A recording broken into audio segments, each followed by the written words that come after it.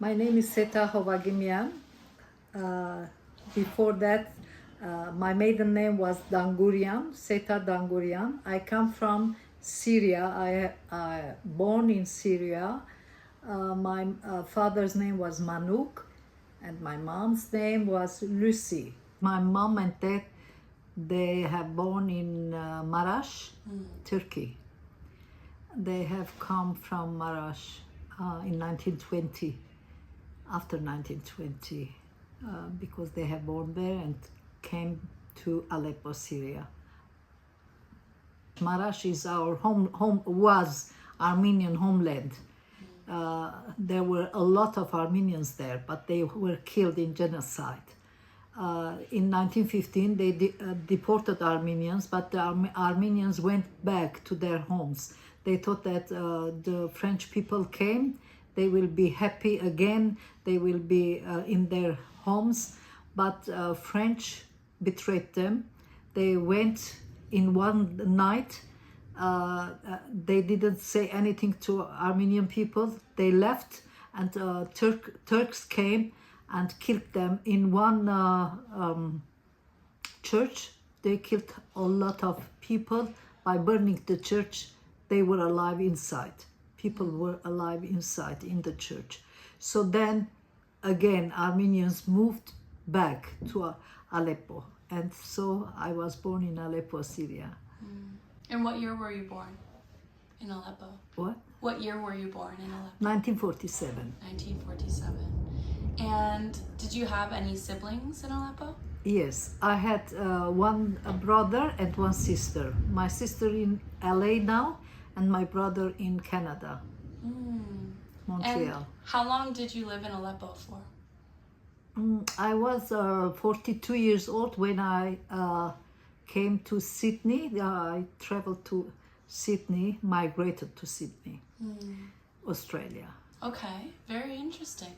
Let's talk a little bit about your early years. So you were born in Aleppo and you grew up there and you had a couple of siblings. Could you tell me about your early life there and what it was like to grow up there?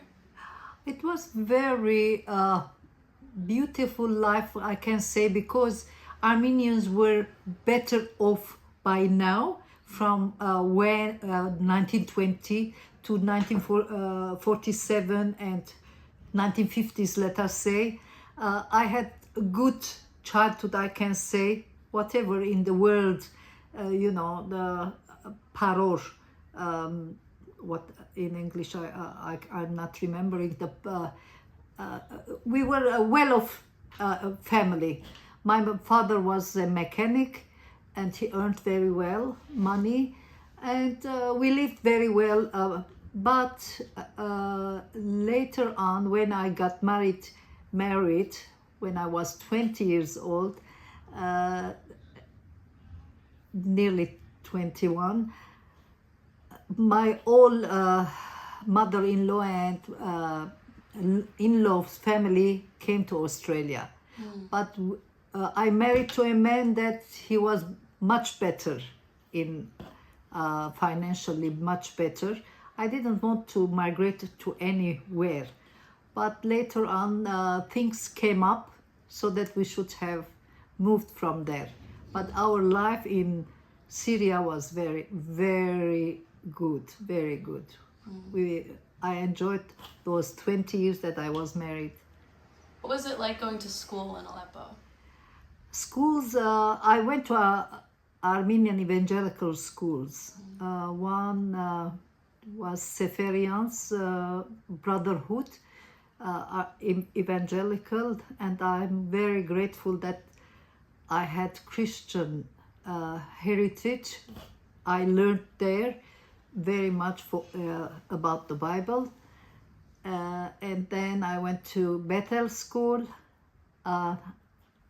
From there, I went to high school, American high school. I had my high school in Aleppo, 11th year, secondary. And did your siblings go to the same schools? Not both of them, no. One went to Armenian Gemaran, my brother, but my sister, I think she's went only 6 school in Bethel Evangelical School. And did you have any other relatives that you lived with in Aleppo?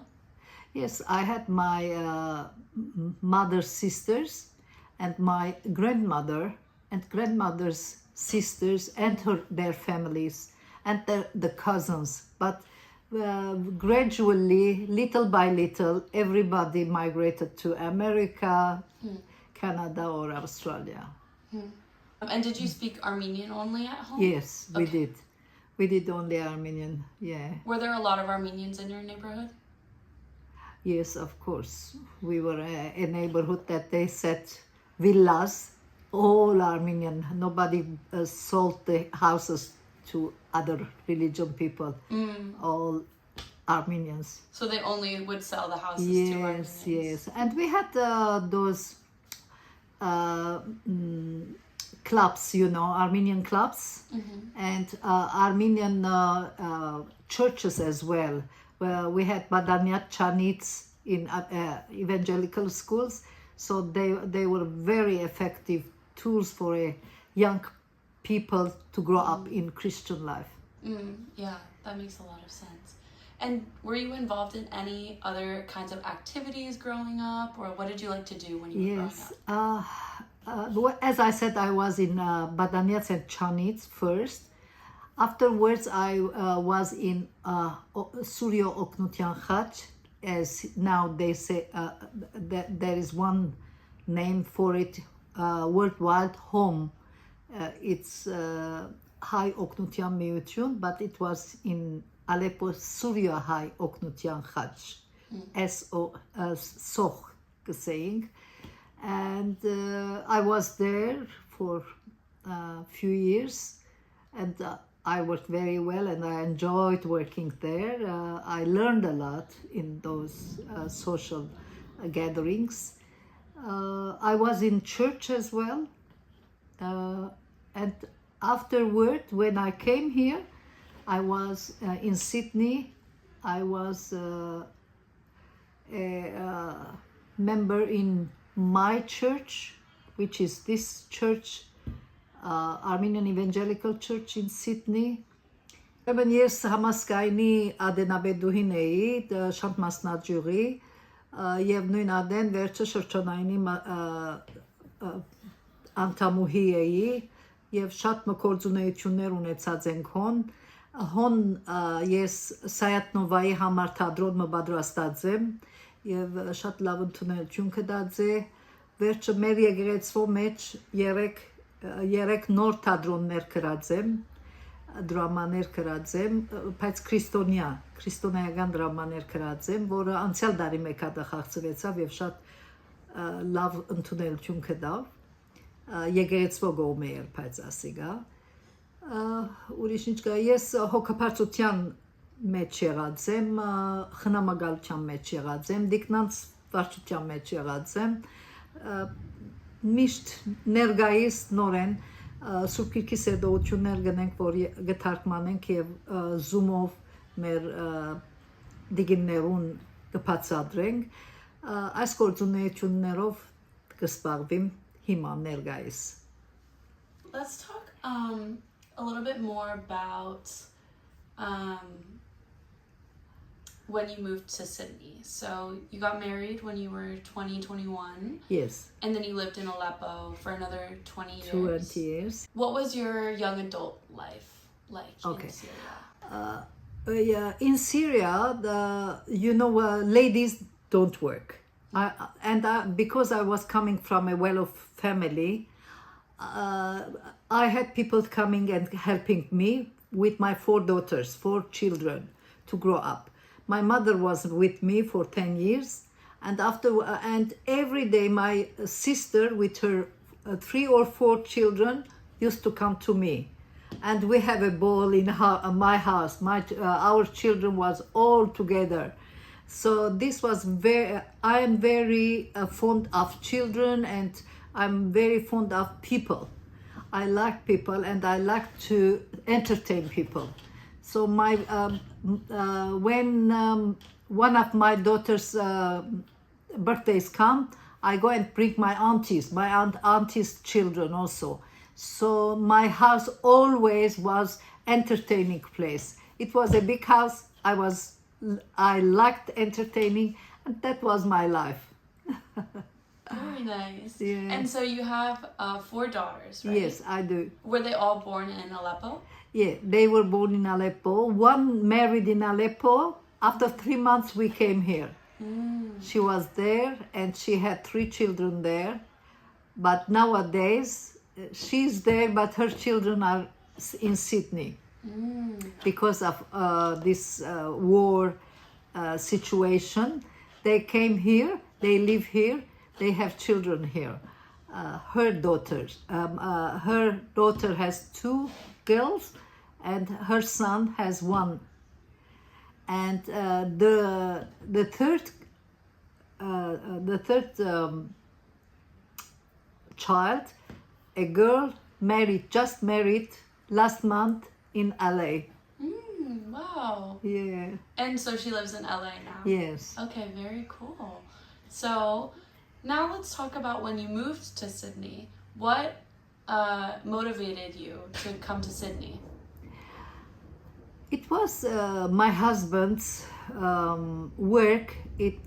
It was second-hand clothing, and the government. My husband's work was second-hand clothing, and the government said no more. You cannot import. You cannot import anymore. So he was the importer of second-hand clothing from Europe, from America. So when it stopped, what we'll do? We cannot do anything. We cannot go. Armenians don't do they don't go another job because after 50 years, where you can go? And because his whole family was in Sydney, we migrated to Sydney because of that. And so his family came to Sydney in prior years? Yes, before. Yeah. And so when you came here, since you had family here, was it an easy adjustment, or what was it like when you first got here? Of course, family does help, but again, you have a lot of change of life, change of lifestyle. Here is different. When I came here, I saw nobody. As I said to you, I liked entertaining. Nobody is around to entertain. You have to go out to be entertained. You have to work. The social life is in the work. So I said, I have to go to work. And we began our own business. Oh, Yeah. What business is that? Petrol station. Wow. We bought a petrol station. Me and my husband began working. Wow. But my husband was, he used to have people working for him. Now we are working for ourselves. So it was a little bit adjustment there, to be. But I said, if I don't go working, I will not, although I had my high school there, but I couldn't speak English as smoothly as now by then.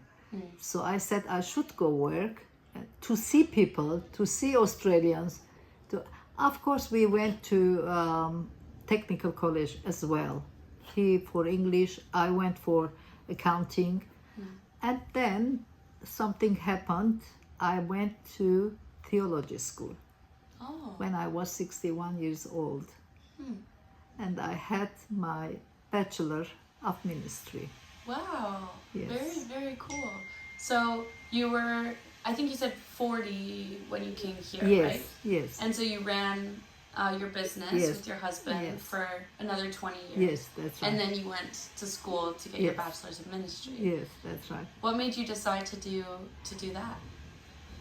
Because I had a lot of questions about why we are here, why there was so much difficulty in the world, why there is so much evil in the world. Where is God? Although I was educated in Bible, but I didn't know where was God. And there was very bad situation that I should have taken this or that. I took the education. So I went to, it happened in 1 month. That college took me in. I went and I enjoyed it. I'm so grateful to God about it. Was there any other community spaces that you became involved in Sydney? That's Hamaskayan I was. Hamaskayan.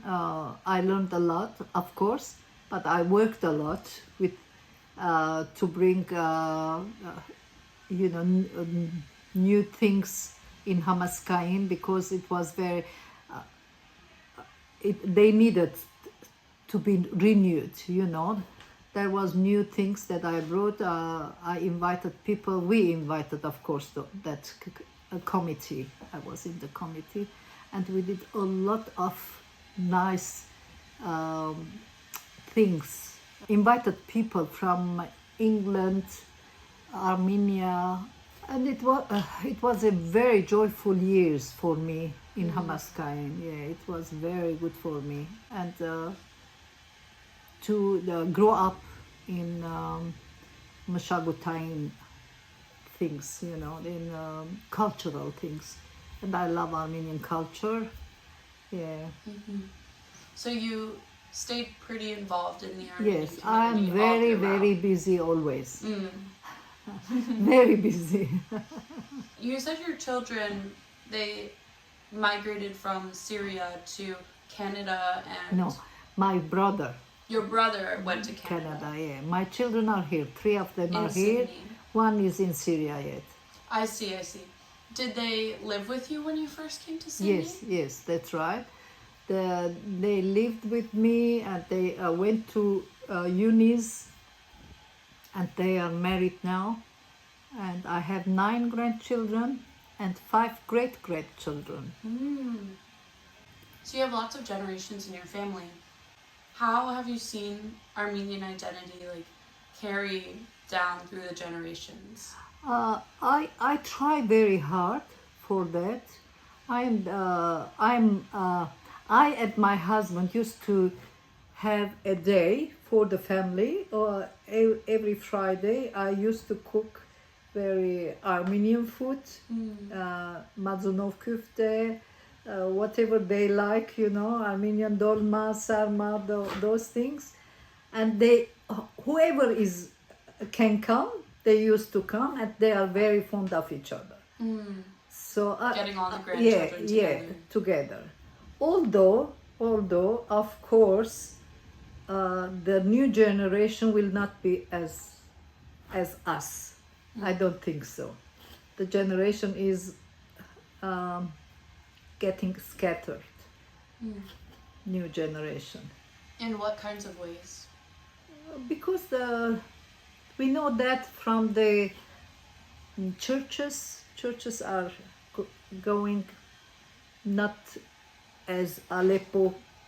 Everybody is not fond of churches anymore, fond of Hamaskayan anymore, fond of they are not going. And if they go, they have lost their language, and sometimes they are getting married to not Armenian people. Although people like you is a very ideal thing if it happens, new generation, but not everybody is like that. Wants to be involved in the Armenian community. That's right. Yeah. So it seems like a pretty big challenge to get. That's right. Very the challenging. Very challenging. Very challenging. Yeah. To bring to each other the young people. I see. And you see that with your... Although our church here is very good now, with the very young children, Giraknoria children, they are very, very, very good. They are coming with their moms and dads. I hope, I pray God that it will go more like this. I know you said you were pretty consistently involved in Armenian culture and community throughout your time in Sydney. Yes. Did you ever feel like any challenges adopting like Australian identity? No challenges, no. No challenges? No. I find English very easy and very darazvats. It's very, all around us. So there's nothing challenging to go. It's there already. Everybody can grab it, it's not easy. That's really good. Yeah. Really good. And would you say that there's a lot of Armenians around where you live in your neighborhood now? Yes, but neighborhood is not like in our countries. On my corner there is an Armenian, but how many times I say parev to him or her? We have to be somewhere to see each other and to say hello, parev, So community spaces are very important, very important. That makes sense. And so would you say that you felt welcomed in Australia as an immigrant from Syria? Yeah. Nothing special happened. No, it's good. Australia is very good country. That's good. Yeah. Yeah. After Armenia, maybe. Have you been back to Armenia? Yeah, so many times. Yeah, before 3 years I was there. I have gone a lot. Has your family members been as well? Yes. They go, and my grandchildren will go now in June. Oh, very nice. Yeah, very June. cool. Yeah. So let's talk about the future. And you're very involved here at the church and in the Armenian community. Do you have any long-term plans for the future or any hopes for either yourself or for the Armenian community as a whole? We have challenges now to keep that hope. Challenging, very challenging. I pray to God for leaders. Should be nice leaders to grab the children in, to bring children in. Children should come so that they grow in communities, whatever Armenian community it is. From childhood we have to bring them. And I'm very happy, as I said, about our Sunday school teachers. The moms are the teachers. They come together with their children, and I love that. This is the way I think we have to face the future. We have to begin with the children. Or else we lose one generation, 2 generations. We have already lost few generations, but we have to begin from the childhood so that they grow in an Armenian environment, Armenian identity environment. There will be some hope. Some hope. What would you say being Armenian means to you? What is Armenian identity to you? Armenian identity is knowing your history, knowing your ancestors, knowing your land, from where has your ancestors has come, and